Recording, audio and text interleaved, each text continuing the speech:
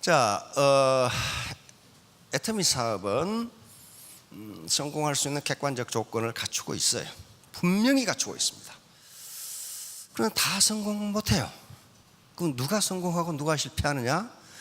끝까지 버티는 사람은 성공하고 중도에 포기하는 사람은 실패합니다. 요즘 TV 광고도 나오죠? 성공의 반대는 실패가 아니라 포기이다. TV 광고 좀 자세하게 보세요. 그 계속 나와있죠. 포기가 성공의 반대예요. 자, 그럼 PPT를 보면서 하나하나 좀 설명하도록 하겠습니다. 빅 비즈니스입니다. 이거요, 어떻게 월 소득이 5천만 원인 비즈니스가 스몰 비즈니스입니까? 빅 비즈니스예요. 빅 비즈니스에서 성공하려면 그에 상응하는 기회비용을 지불하지 않고는 절대 하지 못합니다. 어떻게 5천만 원이 공짜로 들어옵니까? 5천만 원이 들어올 수 있는 코스트, 기회비용, 오퍼튜니티 코스트를 지불하지 않으면 그게 안 들어와요. 뭐 영감탱이가 돈 버는 얘기를 안 하고 뭐 알아듣지도 못하는 얘기를 하나.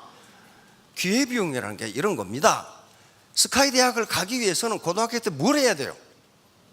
열심히 공부해야 돼. 다시 말하면 영화관에 가고 싶은 것도 안 가고, 그게 코스트라는 거예요. 코스트. TV 보고 싶은 것도 안 보고, 연애하고 싶은 것도 연기하고, 극장에 가고 싶은 것도 연기하고. 다시 말하면 그걸 뭐라고 그래? 기회비용이라고 그래. 기회비용. 다시 말하면 스카이 대학에 들어가기 위해서는 놀고 잠자고 여행 가고 하는 기회를 포기해야 돼요. 그걸 opportunity cost라고 합니다. 모든 베네핏을 편익을 얻기 위해서는요, 반드시 기회비용을 지불해야 돼. 공짜는 없습니다. 세상에 공짜는 없어요. 그것만 알고 사업하세요. 세상에 공짜는 없다. 반드시 기회비용을 지불해야 돼. 그러면 이런 게 있어요. 왜? 이런 환상적인 돈벌이 도구가 있는데 왜 60%가 그만둘까 하는 문제예요. 여러분 이제 스폰서라고 생각하시면 돼요. 스폰서. 알겠죠? 여러분들이 파트너를 리크루팅 하는데 한 달에 그렇게 거액을 벌 수 있다는 논리적 근거가 뭐예요? 내가 다 물어봤는데 한 사람도 몰라. 이런 논리적 근거 때문에 나는 성공할 수 있다고 믿는다는 그 얘기를 해주지 않으면 없어져버려요. 인간이 일하는 것은요, 뭐 때문에 일을 하냐 이게. 뭐 때문에? 그건 동기 때문에 일을 합니다. 동기라고 그래. 동기. 모티베이션입니다. 이게 이 모티베이션, 일하는 동기가 없으면 일 못해요. 옛날 우리 속담에, 어르신 속담에 평양감사도 재 싫으면 그만이야. 5천만 원 아니라 1억을 번다 해도 내 싫으면 그만이라고. 이건 그만이에요. 누가 뭐라고 그래. 인간을 일시키는 것은 그 일을 하고자 하는 동기가 있기 때문에 해요. 동기가 없으면 안 해요. 그런데 이 동기는 두 가지로 나눠요. 두 가지로 나누는데 하나는 내적 동기라고 하는 게 내적 동기야. intrinsic motivation이라고 하는 게 있어요. 이것은 내가 하고 싶어서 하는 거예요. 일하고 싶은 마음이 내 마음에서 스스로 올라오는 거예요. 내 스스로. 내적 모티베이션이야. 우리 손자들 집에 오면은 연필하고 종이 가지고 계속 그림을 그리고 있어. 계속 무슨 그림을 그려. 누가 그리라고 그랬어요 그거? 아니요. 내적 동기예요. 베토벤, 모차르트 부자로 살았어요? 가난하게 살았어요. 그런데 계속 가난하게 살면서 음악을, 세계 최고 음악을 작곡해냈어요. 고호 어떻게 했어요? 평생 동안 그림 하나밖에 못 팔았어. 그렇죠? 계속 그림을. 내적 모티베이션이 아니면요, 일을 오래 할 수 없어요. 내적 모티베이션은 어디서 나오느냐? 일 그 자체로부터 오는 기쁨, 내 책임감, 사명감, 의무감, 애국심. 전쟁터에서 총 들고 뛰어가, 총알이 빗발치는데 총 들고 뛰어가는 그 군인, 장병들, 뭐하러 뛰어가고 총 맞을 거 뻔한데. 애국심이라는 것이 날 가게 만드는 거란 말이에요. 지금 그것은 내적 모티베이션은 가난이든 죽음이든 뭐 상관없어요. 그 뛰어간다고요. 뛰어가. 강도를 잡는 경찰들이 강도가 흉기를 가지고 있는데 그 잡는 건 뭐예요? 자기가 죽을 수도 있는데. 소방관들 어때요? 사명감, 책임감, 의무감, 인간의 이런 것이 없으면 그거 못해요. 따라서 이 내적 모티베이션은 매우 강하고 자발적이고 지속적이에요. 어지간하면 포기 안 해요. 이건 어지간하면 포기 안 해요. 근데 문제는 어디냐? 외적 모티베이션이 있어요. 외적 extrinsic motivation이라는 게 있어요. 이것은 외부에서 보상이 주어지니까 하는 거예요. 보상이 안 주어지면 안 해. 그거 안 넣는다고. 안 넣는다고. 해태민 사업을 왜 하느냐? 5천만 원 벌 수 있다고 하니까. 그것만 유일한 모티베이션이 되면은 어때요? 힘들면 안 해버려요. 안 해버려요. 그것도 5천만 원 주느냐 안 줘요. 벌 것이다 그래놨어. 그렇죠? 벌 것이다 그래놨어. 근데 벌지 안 벌지 어떻게 알아? 모르잖아요. 자기 확신이 없잖아요. 신념이. 그러니까 한 3개월 하다가 꼴보기 싫으면 나타나면 그냥 내팽개치고 가버리지. 근데 자기 확신은 누가 주는 거예요? 이거 내가 일으키는 게. 자기가 하고 싶어 하는 사람은, 내적 모티베이션 된 사람은 누가 지원을 해줘도 안 해도 한다고요. 외적 모티베이션은 굉장히 효과가 빨라. 예를 들면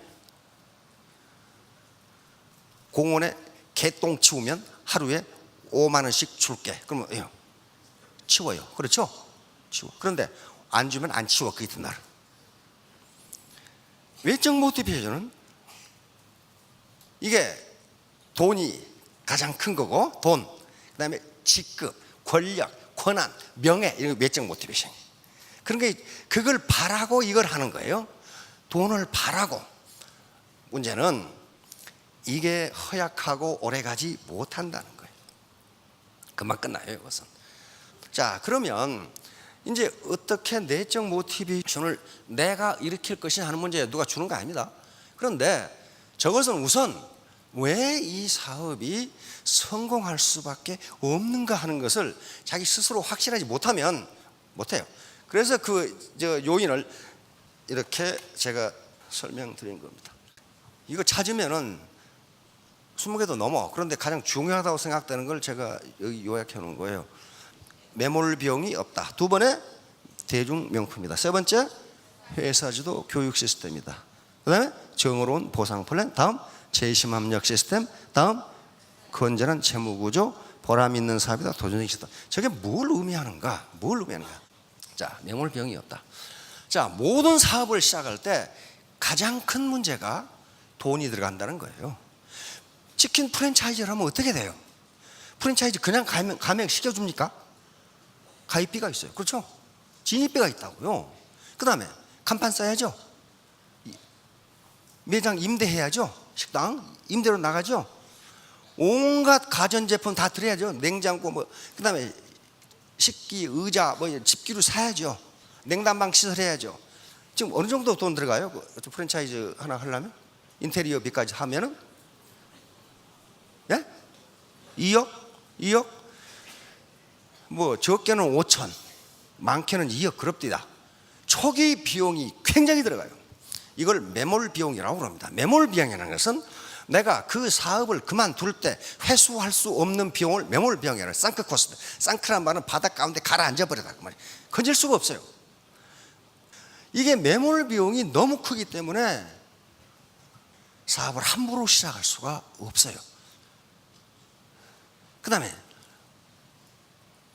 우리 시중에 도는 말이 조물주 위에 누가 있다고 그래요? 건물주가 있어. 그게 잘 된다 하면 계속 올려. 임대료를 계속 올려. 건물주한테 다 뜯겨요. 미국도 마찬가지입니다. 열심히 부부간에 하루에 막 16시간 일을 하는데 돈 좀 벌어. 그러면 건물주가 뜯어가. 다시 말하면 애터미 사업은 이런 진입비도 없고 소비자로 등록하건 사업자로 전환하건 그게 전환비도 없어요. 그리고 월간 유지비도 없어요. 월간 유지비라는 게 다른 다단계 해보신 분 많이 계실 거예요. 한 달에 일정 이상의 제품을 사지 않으면 수당을 안 줘버려요. 그러니까 자기가 필요 없는 물건이 베란다에 쌓여. 산처럼 쌓여. 이거 애터미는 그게 없어요. 그러니까 돈을 벌고 안 벌고는 차후 문제예요. 에? 우선 손해가 없어야 돼. 손해가 없다 그 말이에요. 두 번째, 대중명품. 이게 메스티지라고 그러는데, 대중명품이라는 게 품질은 명품 수준인데 가격은 대중 수준이다 그 말이거든요. 근데 이 말은요, 얼핏 보면 뭐 그럴듯한데 이거 자체 모순이야. 자체 모순. 이 말이 성립하지가 않아. 왜? 대중적인 것은 명품이 아니고 명품은 대중적이 아니에요. 루이비통, 구찌 뭐 그런 거 있잖아요. 미국 가도 루이비통이나 구찌 매장은 못 들어가게 해요. 구경 못하게 합니다. 줄이 밖에 딱 길게 서 있고 문이 잠겨 있어. 누구만 들어가? 살 사람만 들어가요. 살 사람만. 그것도 대규모 들어간 것이 아니라 3명 정도 들어가. 난 구경하러 갔다가 괜히 쫓겨났다니까. 어? 루이비통이 어떻게 생겼는지. 다시 말하면 명품은 대중적이 아닙니다. 대중적인 명품이 아니에요. 그런데 애터미에서 이걸 자랑스럽게 생각하는 것은 두 단어를 합성했는데 성공했다는 거예요. 퀄리티가 높으면서 가격은 싸게. 이렇게 하는 데 성공해요. 다시 말하면 이게 무슨 소리냐면은 지금 쓰고 있는 생활 필수품을 애터미 제품으로 바꿔 써도 뭐가 없다? 손해 없다. 손해 없다. 만약에 가격이 비싸면 문제가 돼요. 그런데 또 퀄리티가 떨어지면 문제가 되는데 고퀄리티의 저가격이기 때문에 현재 쓰고 계시는 생필품을 바꿔 써도 뭐가 없다? 손해가 없다. 그 말이에요. 손해가 없다. 자, 그래서 대중명품이기 때문에 손해가 없다. 세 번째는 회사 주도의 교육 시스템. 그럼 다른 다단계는 어떻게 해요? 그 다른 다단계 갔다 오면 많을 거예요. 거기는 그룹 비즈니스랍니다. 자기 라인별로 교육을 해. 라인별로. 그러니까 앞으로 남고 뒤로 믿죠. 모든 교육, 모든 이런 시스템, 장비, 영상 장비, 임대하는 것을 그 그룹이 다 내야 돼. 다 내야 돼. 자, 그러면 어떤 문제가 생기냐면요. 리더십이 강하고 교육을 잘하는 리더의 아주 그룹의 리더가 있어요. 그 그룹은 승승장구해요. 그렇죠? 근데 그런 것들이 좀 서투른 그룹은 어때요? 죽어가 나중에 없어져 버려요. 이렇게 되면 동반성장, 동반성공이라는 애터미의 철학이 성립이 안 돼요. 많은 그룹과 흥하는 그룹이 정해져 있다 그런 거예요. 나중에 다 흡수되고 소멸해버려요. 회사 주도의 교육 시스템은 그래서 동반성공, 다 같이 잘 먹고 잘 살자는 애터미의 철학을 위해서는 이렇게 하지 않을 수가 없어요. 그래서 반팽이도, 애터미에서는 반팽이도 성공한다 그런 말이 나오는 거예요. 개인 교육을 못해도 인류 강사들이 교육을 해준다 그런 말이죠. 해준다. 근데 반팽이는 바보가 아닙니다. 늘 얘기하는데 반팽이는 하프 스마트, 절반쯤 스마트한 사람이에요. 바보, 풀은요, 지가 똑똑하다고 그만 부리는 꼴통이 바보예요. 볼테르가 얘기했죠. 자기가 똑똑하다고 생각하는 인간은 천하의 바보다 그랬거든. 천하의 바보다. 자, 그러니까 회사 주도의 교육 시스템이라는 게 대단히 중요해요. 이게 아무것도 아닌 것 같은데요. 대단히 중요해요. 이래야만 동반성공이 가능하게 돼요. 자, 다음 정의로운 보상플. 우선 무한단계, 무한누적. 다시 말하면 각 A사나 모든 다단계에서는 자기가 혜택을 받을 수 있는 다운라인이 정해져 있어요. 몇 단계까지. 그 이상 들어와 봐야 자기 파트너 아니에요. 그런데 우리는 1000단계도 가능하다. 1000단계. 특징적인 게 상한선을 정해놨어요. 상한선. 월 5천만 원 이상은 안 됩니다. 지금 임페리얼 마스터들은요, 양쪽으로 월 2억이 맞아. 근데 다 넌 당신은 5천만 원만 가져가. 이들은 다 내려주는 거예요. 그래야 다른 사람도 많이 나눠올 수 있지 않느냐. 이걸 우리는 애터미는 정의라고 봤기 때문에 그렇게 보상 플랜을 만들어 놨다는 거예요. 자, 다음 제20압력 시스템. 이것도요 어마어마한 시스템입니다. 이렇게 여기 지금 전 라인 사장님들이 다 오셨는데 한꺼번에 낳고 교육을 한단 말이에요. 누가 누구 라인지를 몰라.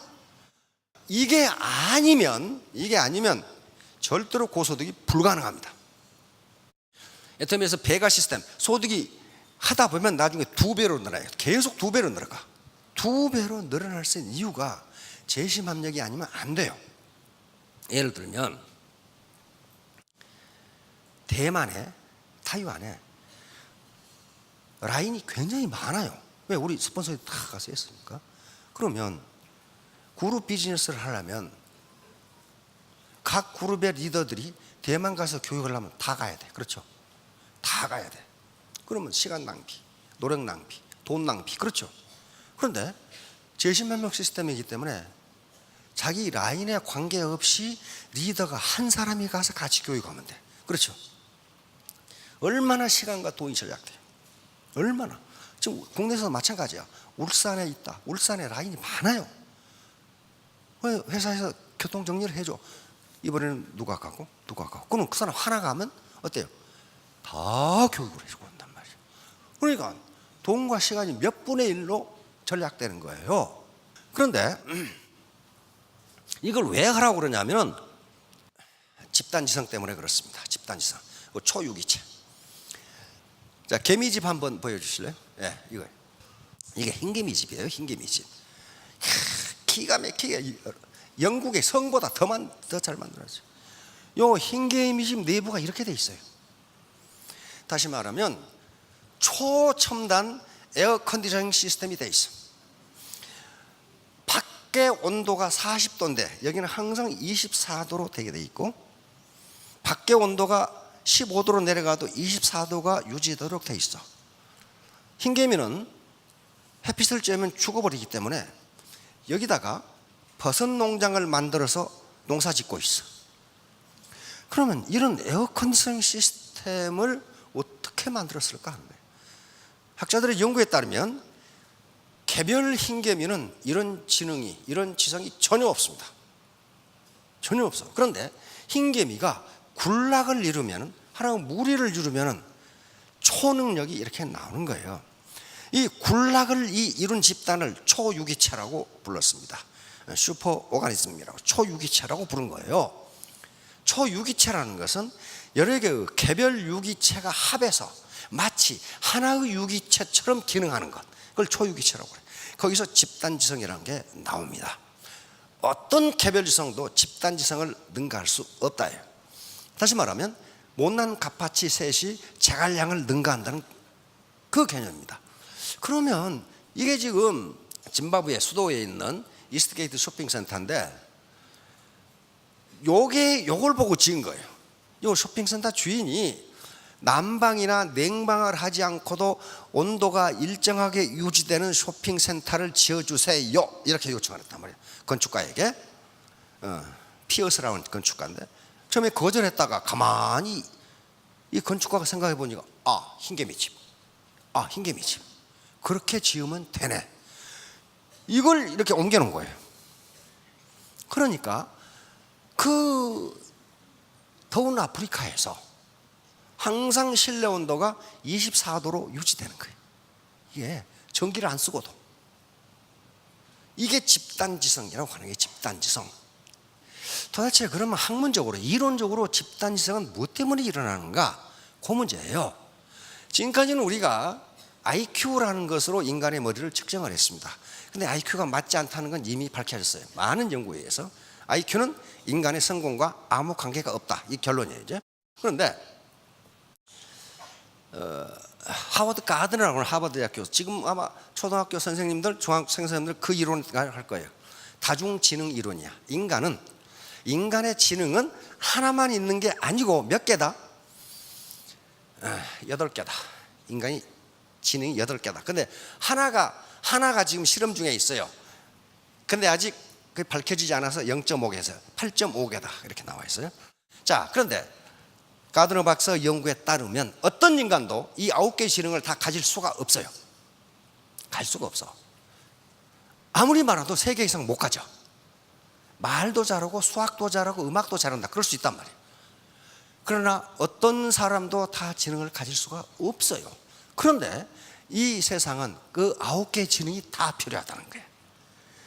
그런데 라인을 갖고 와서 이게 초유기체가 되었어. 마치 한 라인처럼 행동하면, 한 사람처럼 행동하면은 그 9개의 지능이 다 합해질 수가 있다는 거예요. 거기서 집단지성이 나옵니다. 컬렉티브 인텔리전스라고 나온단 말이에요. 그래서 재심 합력 시스템이 그렇게 중요한데 가끔은 그걸 위반하는 사람들이 있어요. 위반하는 사람들이 있어 재심 합력이 안 되게 만들어. 그게 소수가 그럽니다. 그건 그 사람 잘못이 아니고 지금까지 교육을 그렇게 받아왔기 때문에 그래요. 현재 모든 조직은 군대 조직부터 회사 조직부터 피라미드 구조입니까? 원통형 구조입니까? 피라미드 구조입니다. 모든 조직은 이렇게 피라미드 구조입니다. 피라미드 구조는요, 이렇게 되니까 예를 들면 부장 자리는 하나인데 그 부장 자리를 노리는 과장은 5명이야. 5명. 그러면 하나만 올라가니까 나머지 4명은 어때요? 떨어져야 돼요. 그렇죠? 이게 피라미드 구조고 상대평가 시스템이에요. 예를 절대평가 시스템은 원통형 구조예요. 다시 말하면 매월 승급식을 하는데 승급식에 세일즈 마스터, 그 다음에 다이아몬드 마스터, 샤론 마스터 승급하는 사람이 똑같아요? 들쭉날쭉이에요. 그렇죠? 왜? 절대평가니까 그래요. 그 자격을 가진 사람은 수에 관계없이 승급시킨다. 자격 안 된 사람은 하나도 없어도 승급 못 시킨다. 그렇단 말이에요. 그러니까 전부 다 여기서 다 만나게 돼 있단 말이에요. 절대평가니까. 당신이 그 자격을 갖췄으면 상대평가가 아니라 누가 누구보다 낫고 못하고가 아니라 그 자격을 갖췄다면 다 올라간다. 수에 제한이 없어요. 그래야 재심합력이 가능한 거예요. 자, 다음 회사의 건전한 재무구조. 이건 뭐냐면은 이게 아무것도 아닐 것 같은데 매우 중요합니다. 애터미 회사는요, 빚이 제로예요. 빚이 없어. 그 거짓말인지 아닌지 공정거래위원회 사이트에 가서 확인하세요. 트리플 A급이에요. 신용등급이. 그러면 만약에 회사가요, 어떤 회사든지 매출이 10%가 떨어지면 유동성에 문제가 생겨요. 유동성이라는 게 현금의 흐름이죠. 자금의 흐름. 어떤 거대 기업도 매출이 30%가 떨어지면 유동성 이익이 가요. 왜? 은행에서는 저 회사 관찰하기 시작해. 그렇죠? 주식시장에서는 주가가 어떻게 돼요? 떨어져. 자금 조달이 어려워져. 이자가 올라가. 그런데 애터미는 빚이, 회사가 많은 건 빚 때문에 망하거든. 빚이 10원도 없기 때문에 안 망해. 이게 만약에 다단계 회사가 망할 것 같다 그러면 어떻게 돼요? 라인 전체가 무너져 버려. 왜? 신규가 안 들어오잖아요. 그래서 최악의 경우에도 내 수당이 날아가지 않는다. 손에 없다. 자기가 쌓아놓은 PV 수당 못 받을 염려 없다. 보람 있는 사람. 인간은 천금을 준다 해도 보람이 없으면 못합니다. 인간은 아무리 쉬어도 보람 없는 일은 못한다 해요. 그건 심리학자들이 실험에 의해서 일주일을 못합니다. 보람 없는 일은. 자, 돈이 벼락부자가 될 수 있는 방법이 있어요. 뭐가 있어요? 마약, 매춘, 도박, 밀수. 근데 그건 보람이 없어. 보람이 오래 못해. 한탕 오고 말지. 로또 오래 못합니다. 다시 말하면 애터미 사업은 보람 있는 거예요. 왜? 당신에게 손해를 끼치지 않는다. 소비자에게 손해를 끼치지 않는다. 퀄리티 높은 제품을 값싸게 판다. 당신이 그걸 바꿔 써도 당신이 손해 없다. 진입이 없다. 유지비 없다. 이걸로 생표를 바꿔 쓰면 가게에 도움이 된다. 그리고 당신이 원하기만 한다면 이걸로 짭을 할 수 있다. 이게 보람이에요. 보람이에요. 자, 다음 도전적인 사업이다. 챌린징 비즈니스예요. 이게 쉬어 빠진 사업은요 오래 못합니다. 그리고 보람이 없어요. 도전적이기 때문에 할 만한 거예요. 도전적이기 때문에. 히말라야에 뭐하러 올라갑니까? 아무나 올라가면 그거 올라가요? 아유. 히말라야의 도전을 내가 이겨내면 히말라야 등반에 성공합니다. 그렇죠? 그 히말라야의 도전을 내가 극복하지 못하면 못해요. 애터미 마찬가지예요. 애터미가 나에게 도전해와. 날마다 속을 뒤집어 놓는 파트너, 스폰서. 집에 갔다 하면 남편은 다리를 분지러 온다고 그래. 아무 생각도 없는 고모는 왜 그걸 하냐고 또 물어. 그 도전이에요, 전부 다. 그 도전을 이겨내야 된단 말이에요. 도전을 이겨내면 성공해요. 이겨내지 못하면 실패합니다. 인간은 도전적이지 않으면 못하는 걸로 돼 있어요. 일을 오래 못해. 도전적이지 않으면. 그 도전을 이겨내면 성공해요. 포기하면 그걸 끝이에요. 자, 다음 이제 결론이 나옵니다. 결론. 성공의 공통분모. 엘버트 그레이라고 하는 프루덴셜 그 생명이라고 있죠. 프루덴셜 금융조합인데, 미국의 금융그룹인데, 이 사람이 이 그룹의 보험 외판원들의 감독자고 교육자고 설계자고 그랬어요. 이 사람이 이상한 걸 발견했어. 전부 다 영업사원들이 아주 열심히 일하는데, 또 어떤 놈은 게을러 빠졌는데, 왜 게을러 빠진 놈은 성공하고 열심히 일하는 놈은 성공하지 못하는가? 요게 딜레마에 빠진 거예요. 딜레마. 왜 전부 다 열심히 일하는데 그 중에 저놈은 성공할 수가 없도록 게을러 빠졌는데 그놈은 성공하고 다른 놈은 실패한다. 성공 못한다. 왜 그러는가? 그래서 역사적으로 유명한 위인들의 전기를 모두 잊고 전부 컨설팅을 하면서 이것 때문이구나 발견했어요. 그게 바로 The Common Denominator of Success, 성공의 공통분모예요. 어떤 분야에서 무엇을 하건 성공하는 사람은 이게 있구나 하고 찾아낸 거예요. 자, 같이 읽어봅시다. 성공한 사람은 실패한 사람들이 하기 싫어하는 일을 하는 습관을 들여왔다. 물론 그들도 하기 싫은 건 마찬가지다. 다만 하기 싫은 마음보다 목표를 달성하는 마음이 크게 뜹니다. 이게 지금 연설인데, 이 연설이 나온 게 1940년이에요.